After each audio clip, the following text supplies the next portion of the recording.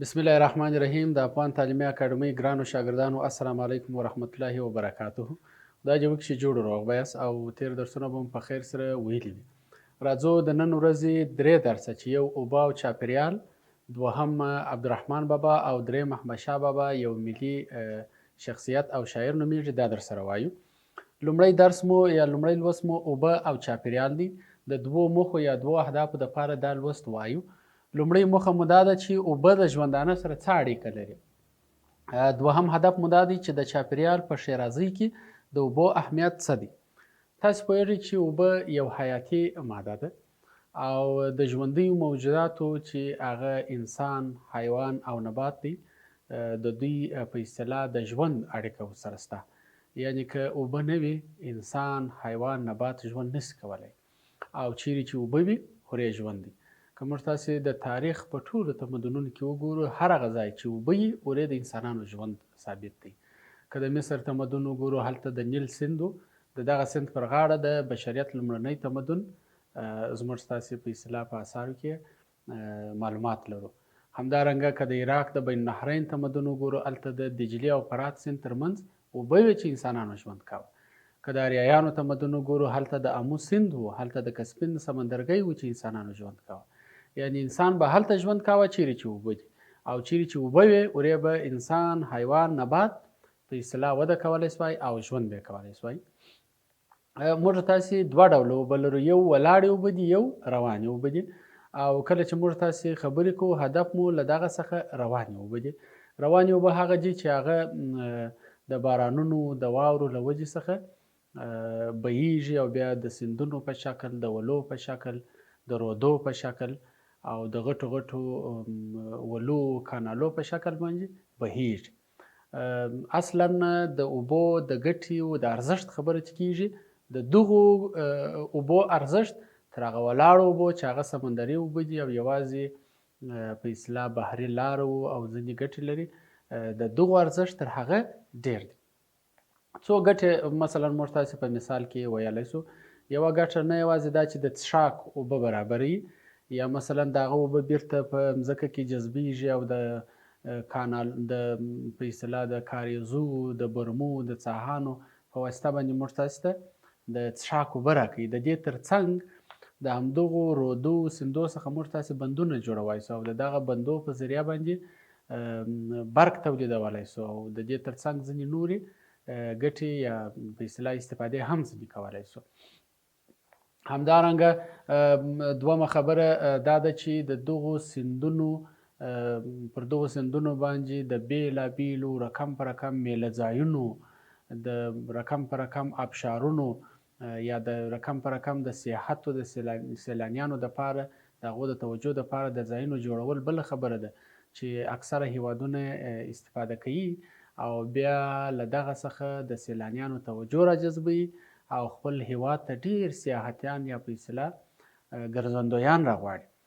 دا یې بله ګټه ده. بله ګټه یې دا ده چې د دغه اوبو د روی هر ځای چې ډیرې وي، هر ځای چې ډیر بارانونه وي یا ډیرې واورې وي، ورې ډیر ځنګلونه آبادیږي او د ځنګلو څخه بیلابیلې ګټې، مختلفې ګټې په اصطلاح د هغه ځای یا د هغه د سیمې اوسېدونکو ځینې اخلي. چې یو ګټه مثلا موږ تاسې د هوا د پاکوالي یادولی سو. همدارنګه د هغه ځنګلونو څخه د بوټو د لاسته راوړلو یا د سون توکو د لاسته راوړلو دپاره یادولی سو. همدارنګه هغه ځنګل په هغه سیمه کې بله فایده او بله ګټه دا کوي چې هغه سیمې ته که احیانا سیلابونه راسي یا مثلا ځمکني واقعیتونه یا ځمکني په اصطلاح لړزې او زلزلې پیښ سي، د هغه په مخنیوي کې کومک کوي، په اصطلاح د زلزلې او د نورو آفتو څخه یې ساتي. همدارنګه که وګورو د سیاحت دپاره، د سیلانیانو دپاره په هغه ځنګل کې موږ تاسې ډېر سیلانیان را جذبولی سو. د مختلفو حیواناتو د روزنې دپاره چې د هغو حیواناتو څخه بیا په مختلفو برخو کې استفاده کولی سو، په مختلفو عرصو کې د هغو څخه ګټه اخیستلی سو. همدارنګه ځینې داسې ونې دي، ځینې داسې بوټي دي چې هغه په خپله سري توګه په ځنګلونو کې وده کوي، راشنه کېږي، د هغو څخه موږ تاسې استفاده کولی سو. یعنې بېلابېلې ګټې، دا یو څو ګټې ما تاسې ته وویلې. نو په مجموع کې وایو چې اوبه یو حیاتي ماده ده چیرې چې اوبه وي هلته ژوند دی او ژوي یا ژوندي موجودات چې هغه انسان دی، حیوان دی، نبات دی، دا درې سره اوبو ته ضرورت لري او د دوی ژوند د اوبو سره تړل دي. که اوبه وي دغه ژوندي موجودات ژوند نشي کولی. نو راځو د دغه لوست کم سخت لغتونه یا کوم سخت کلمات چې ستا هغه ما تاسو ته راایستلي دي. ژوي، ژوندي موجودات، چاپیریال، شاوخوا، محیط، ورشوګانې، سمسور ځایونه یا شنه ځایونه، سیراب، تنده او دهقان، باغوان. نو ګرانو شاګردانو کوشش وکړئ چې یو خو دغه لغتونه په جملو کې استعمال کړئ او بل د کورني کار دپاره پر نیم مخ باندې دا فعالیت وکړئ چې یو ځنګل یا د یوې سیمې ځنګلونه د هغې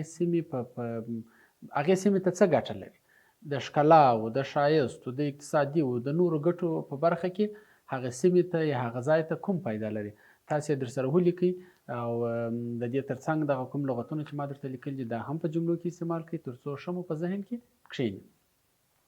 راځو دوهم درس مو د پښتو ژبې یو مشهور او مقبول شاعر عبدالرحمن بابا دی. د ده په اړه معلومات وایو. دا لوست هم د دوو اهدافو یا دوو موخو دپاره موږ تاسې وایو. لومړۍ موخه مو دا ده چې د عبدالرحمن بابا په اړه څه پوهیږئ، څه معلومات لرئ، او دوهم ولې عبدالرحمن بابا په ولس کې زیات مشهور دی. یعنې د دغو دوو موخو یا اهدافو دپاره د نن ورځې درس موږ تاسې وایو. که چیرې تاسې د درس تر پایه راسره پاته سئ همدغه دوې پوښتنې به هم ستاسې په ذهن کې جواب شي. عبدالرحمن بابا لکه څنګه چې تاسو پوهیږئ او تر دې مخکې مو هم څه ناڅه معلومات په کتابونو کې ویلي دي. دی د عبدالستار زوی دی او په 1942 هجري قمري کال د پېښور په بهادر نومي کلي کې زیږېدلی دی او په 1128 هجري قمري کال کې په پېښور کې وفات دی او په هزارخانه کې ښخ دی. قبر یې په 1366 کې د افغانستان د پښتو ټولنې لخوا جوړ شوی دی چې اوس هم یو ډېره ښایسته ګنبده پر ولاړه ده.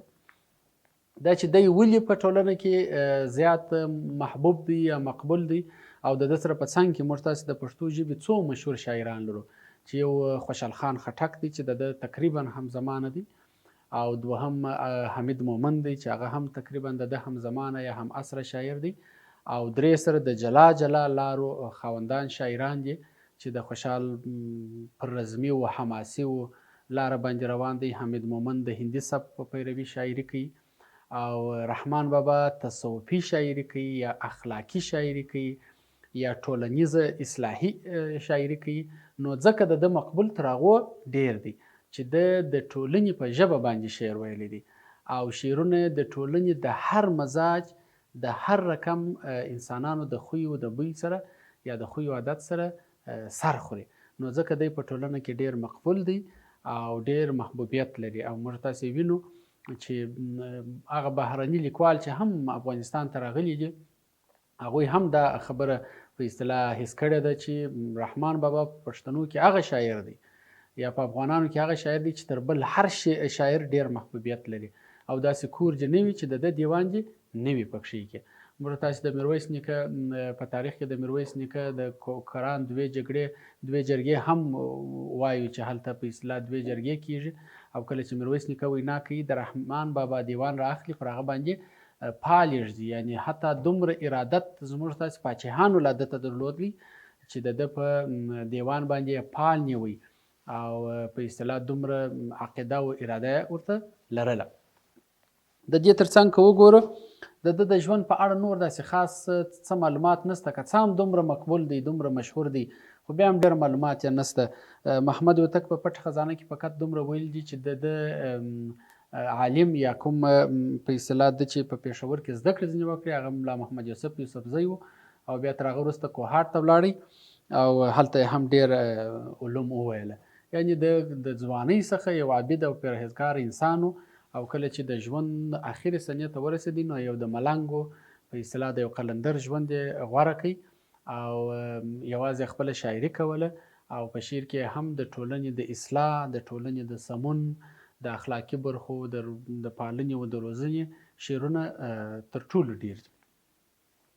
همدارنګه د ده په شعرونو کې د میرزا خان انصاري او دولت لواني او خوشحال خان خټک نومونه یاد شوي دي چې موږ تاسې مخکې ویل چې خوشحال خټک د ده هم عصره شاعر دی او میرزا خان انصاري و دولت لواني تر دې یو دوره مخکې دي چې هغه د روښانیانو د دورې شاعران دي، د هغو نومونه و یادونې د ده په شعر کې شته.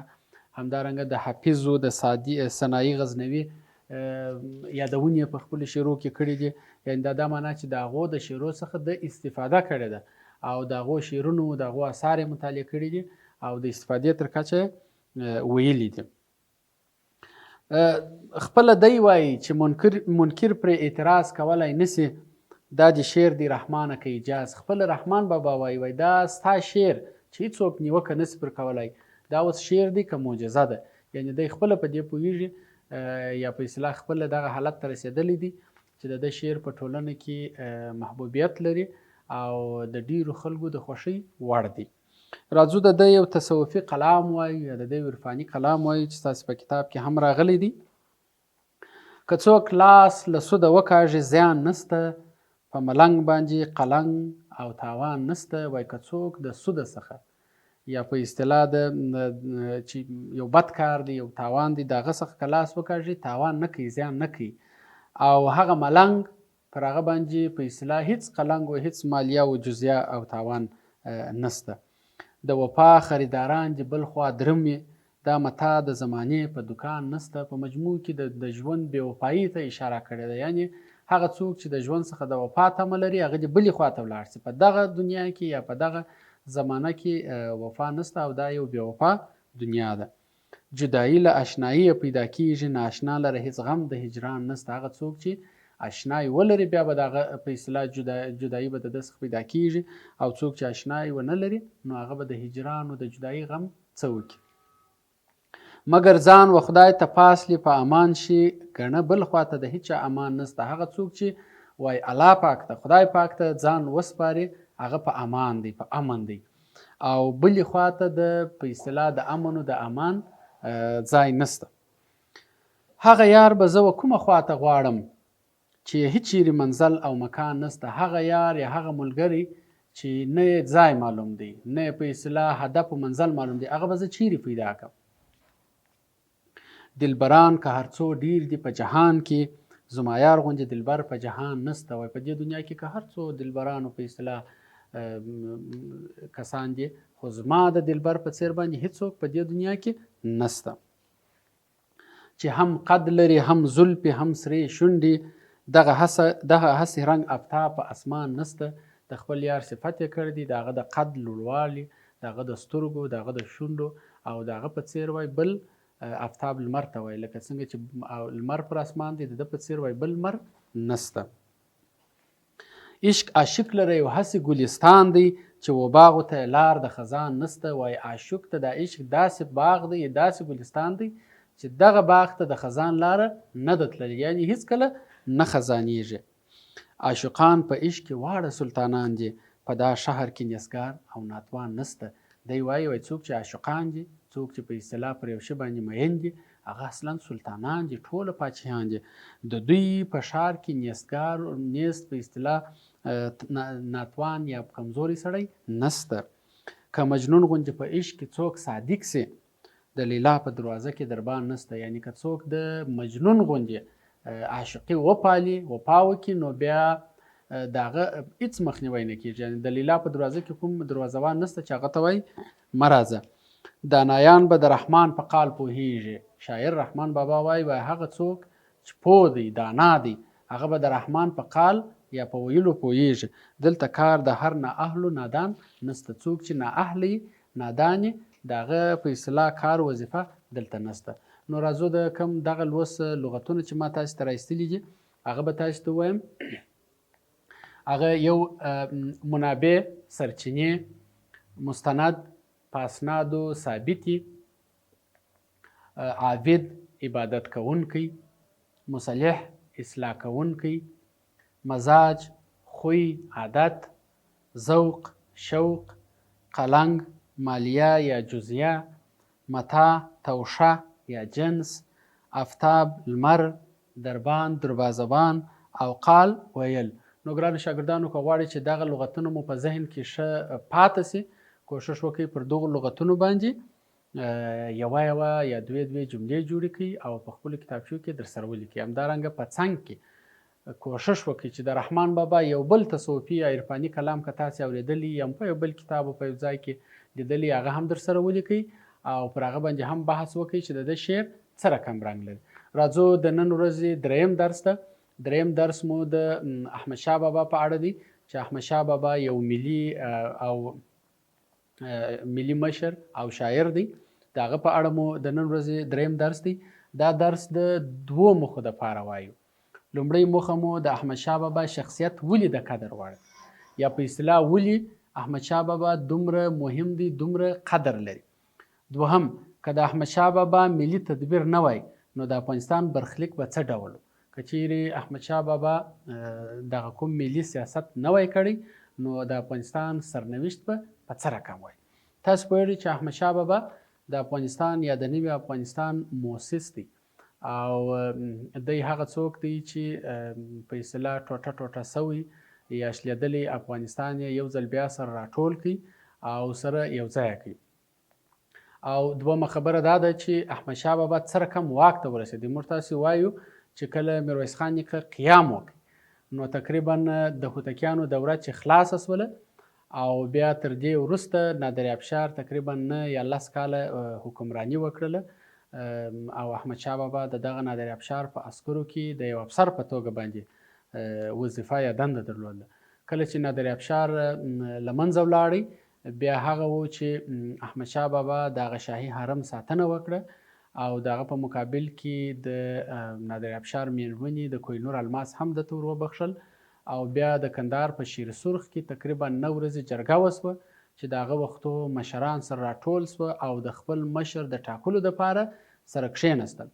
9 ورځې دوی جرګه وکړه. بالاخره په 9مه ورځ د دغه زیارت ملنګ چې صابر شاه کابلی نومېدی هغه د جرګې څخه اجازه واخیستله او هغه د وږی یې راوړی د احمدشاه بابا په لنګوټه کې کښېښوی او احمدشاه بابا یې د افغانستان یو مشر یاد کړي. که څه هم په دغه جرګه کې دی هغه څوک نه و چې په اصطلاح ځان یې پاچاهۍ ته کاندید کړی و. په دغه وختو کې چې دی پاچا کېږي تقریبا 25 کلن ځوان دی او بیا تقریبا 26 کاله حکمراني وکړه او په 1186 کې وفات سو او د ده تر وفات وروسته د ده زوی تیمورشاه پر تخت باندې کښېنستی. احمدشاه بابا په څو لحاظه مهم دی. یو خو دا چې د هغه شلېدلی او ټوټه ټوټه سوی افغانستان بیرته سره یو ځای کوي. هغه افغانستان چې په اصطلاح میرویس خان نیکه څه ناڅه هغه ته کار وکړ او په اصطلاح هغه د خپلواکۍ و د ملي وحدت زړې وکړلې، خو د ده په واسطه باندې لومړی ځل د افغانستان سرحدونه معلوم سوه او حتی افغانستان تر هغه سرحدو پورې ولاړی چې د ده د زمانې څخه سلونه کلونه مخکې د افغانانو خپله خاوره وه او تر هغه ځایه پورې بیرته لښکرکشي وکړه او هغه ځایونه یې بیرته خپل په قلمرو کې راوستل او ویې نیوله. یعنې که موږ تاسې وګورو دوري لویدیځ تر نیشاپور پورې، ختیځ تر ډیلي پورې او شمال تر امو پورې دا د افغانستان بیرته هغه په اصطلاح سیاسي قلمرو حساب کوي او هغه سیمې چې وخت د افغانانو په لاس کې وي او بیا د دوی د لاسه وتلي وي هغه بیرته خپل په قلمرو کې راوستلې. همدارنګه د یو ملي او خپلواک حکومت بنسټ کېښوی، یعنې داسې حکومت چې خپل پر پښو ولاړ وي او نه یوازې د یوې ډلې یا یوې طایفې یا یو قوم وي، په خپل پوځ کې، په خپل اداره کې، په خپل حکومت کې د هر سیمې، د هر قوم، د هر ځای مشرانو ته ځای ورکوي او هغوی خپل په اداره کې ځای پر ځای کړله، د هغو مشورې یې واخیستلې او د هغو د مشورو پر لاره باندې تللی. یعنې په مجموع کې که موږ تاسې ورته وګورو هغه په اصطلاح د وخت د غوښتنو، د وخت د حالاتو مطابق هغه کومې غوښتنې یا کوم حالات چې وه هغه په یو ملي مشر کې باید راغلي وای، هغه په احمدشاه بابا کې موجود وي او د دغو غوښتنو، د دغو ځانګړنو په درلودلو سره موږ تاسې دی د افغانستان یا د نوي افغانستان د یو مؤسس او یو ملي پاچا او ملي شاعر په توګه باندې یادولی سو. د ده په دوره کې نه یوازې دا چې هغه د ده په اصطلاح سیاسي و پوځي برخه وه، د دې ترڅنګ دی خپل یو شاعر هم و او کله چې هندوستان ته تللی د هندوستان ښایستو سیمو ته یا د کشمیرو د نورو سیمو ښایستو سیمو ته د هغه ځای ته چې بوتلی بیا به هم د خپل وطن ستاینه کول، خپل وطن پر ګران و او په شروع کې هم دغو مسایلو ته اشاره کړې ده. د یو ځای وایي ستا د عشق له وینو ډک شول ځګرونه، ستا په لاره کې بایلي ظلمي سرونه، خپل هیواد ښیي تا ته راسمه زړګی زما فارغ سي، بې له تا مې اندېښنې د زړه مارونه، که هر څو مې د دنیا ملکونه ډیر سي زما به هیر نسي دا ستا ښکلي باغونه. خپل وطن یادوي. د رکیب د ژوند متا به تار په تار کړم چې په توره پښتانه کا ګزارونه، هغه رکیب هغه دشمن هغه به وایي زه سره تار په تار کړم په اصطلاح خوار بې کړمه چې دی په توره باندې پښتانه وهي. د ډیلي تخت هېرومه چې رایاد کړم زما د ښکلي پښتونخوا د غرو سرونه. موږ تاسې وویل چې دی تر ډیلي پورې ولاړی خو بیا هم د ډیلي په تخت کې د خپل د پښتونخوا د غرو سرونه په یاد وه. که تمامه دنیا یو خوا ته بل خوا یې زما خوښ دي دغه ستا تش ډګرونه. ډګر په اصطلاح میدان ته وایي. احمدشاه به دغه ستا قدر هېر نه که، که ووینې د تمام جهان ملکونه. که ټوله دنیا ونیسي، که ټوله دنیا ملکونه په اصطلاح وویني بیا به هم خپل وطن هېر نه کړي. همدارنګه لکه څنګه چې موږ تاسو ویل چې دی نه یوازې یو سیاسي و ملي شاعر و، د دې ترڅنګ مشر و، د دې ترڅنګ یو شاعر هم و او خپل په دربار کې د شاعرانو، پوهانو، دانشمندانو د راټولېدنې سره مینه درلوده. هغوی یې راټول کړي وه، د هغو سره په اصطلاح هم په خپلو برخو کې مشورې کولې. د زوی تیمورشاه هم شاعر و چې په اصطلاح درې بشپړ دیوان یې پاته دی او پښتو یوازې یو څو غزلې شته او بشپړ دیوان یې لاسته نه دی راغلی، خو د هغه پوخوالي څخه هم معلومیږي چې د پښتو دیوان هم درلودلی. همدارنګه د دربار بل شاعر سړی وکیل الدوله عبدالله خان و چې دی هم د پښتو ژبې تکړه شاعر و. همدارنګه د دربار بل سړی پیر محمد کاکړ و چې هغه د په غوښتنه د ژوب څخه کندهار ته راغوښتل سوی و او دلته د خپل زوی شهزاده سلیمان استاد مقرر کړی و او دغه پیر محمد کاکړ د شعرونو دیوان لري. همدارنګه د دې ترڅنګ یې مور فتح الله افغاني چې د پښتو ژبې لومړی ګرامر دی هغه یې لیکلی دی، د ده څخه راپاته دی او زموږ ستاسې په ادبي اثارو کې د پښتو ژبې لومړی معلوم ګرامر دی چې هغه هم د همدغه شهزاده سلیمان د زده کړې لپاره اصلا لیکلی دی. بل کس حافظ ګل محمد مرغزي دی چې د مرغز د پېښور د مرغز اوسېدونکی دی او دی هم د احمدشاهي شاهنامې لیکوال دی. کله چې به احمدشاه بابا لښکرکشي کول د هندوستان خواته دی به ورسره تلی او هغه حالاتو کارنامې ټوله په احمدشاهي شاهنامه کې ذکر کړي دي. همدارنګه د رزمي کارنامو بل شاعر محمد رفیق خان علیزی دی چې دی هم د هند سره په لښکرکشي کې د احمدشاه بابا ملګری و او د دیوان هم تر اوسه نه دی چاپ شوی. همدارنګه میا شرف الکوزی هم د دورې یو شاعر دی چې د پښتو عروض یې لیکلي دي او همدارنګه بل شاعر برهان د نادرخان زوی چې د پښتونخوا اوسېدونکی دی هغه هم د دورې شاعر دی. میا فقیر الله جلال آبادی، ملا محمد غوث، مولوي محمد ابراهیم، ملا فیض الله دولت شاهي او ځینې نور هغه کسان دي چې د ده په زمانه کې تیر سوي دي یا د مستقلو اثارو خاوندان دي او یا یو رساله ځینې پاته ده او یا یو څو شعرونه ځینې پاته دي چې د احمدشاه بابا په زمانه او په اصطلاح په وخت پورې اړه لري. نو راځو د دغه لوست کوم لغتونه چې ما تاسو ته راایستلي دي هغه به تاسو ته ووایم. مروج رواج یعنی هغه چې په هغه وختو کې کوم څه علم یا کوم څه رواج وي هغه ته موږ تاسې وایو چې مروج علوم یعنی چې په هغه وختو کې رواج. سمون اصلاح، عزم اراده یا هوډ، عنعنات کلتور رسم رواج، فتوحات بریاوي کامیابی، تاړاک حمله، بنسټ اساس بنیاد تاداو، فریضه دنده، موسس بنسټګر، ګزارونه حملې یا وارې او رزم جنگ.